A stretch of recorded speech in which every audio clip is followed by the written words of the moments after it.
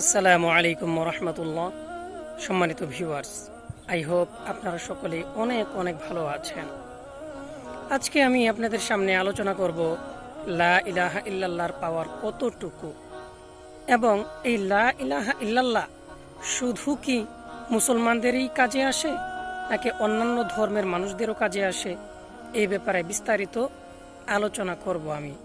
Please আপনারা ধৈর্য সহকারে শুনবেন। মাই ডিয়ার ফ্রেন্ডস, একদা এক দেশে এক জালেম অত্যাচারী বিধর্মী বাদশা ছিল।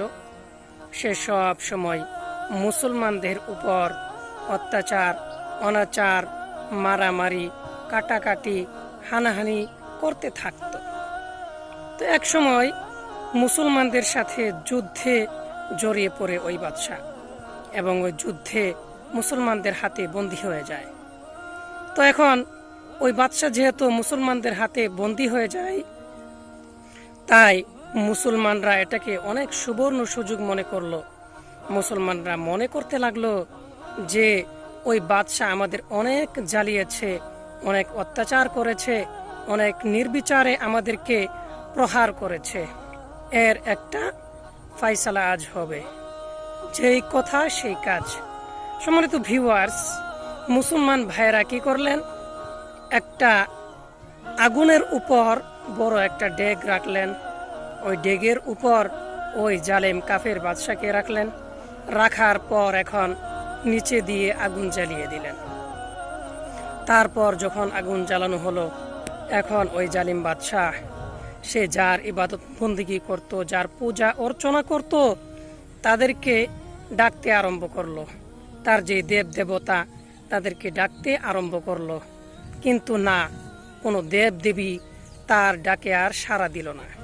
সম্মানিত ভিউয়ার্স, অবশেষে ওই জালিম বাদশাহ, বিধর্মী জালিম বাদশাহ কি করলো, আল্লাহ তাআলার নাম নিয়ে মনে মনে মুসলমান হয়ে গেল, সুবহানাল্লাহ, এবং অনবরত সে লা ইলাহা ইল্লাল্লাহ পাঠ করতে লাগলো।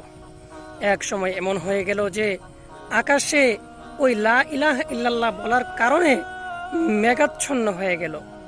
তখন একটু পরে প্রবল বৃষ্টি আরম্ভ হতে লাগলো। তো বৃষ্টি আরম্ভ হতেই তারপরে অনেক বাতাস প্রবাহিত হওয়ার কারণে ওই ডেক যে ছিল ওই চুলার উপর, ওই ডেককে উড়িয়ে নিয়ে অনেক দূরে একটা শহরে ফেলে দিয়ে আসলো।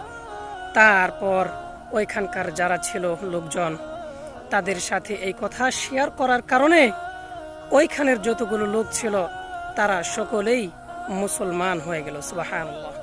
সম্মানিত ভিউয়ার্স, উক্ত ঘটনা থেকে আপনারা কি বুঝতে পারলেন, লা ইলাহা ইল্লাল্লাহর পাওয়ার কতটুকু?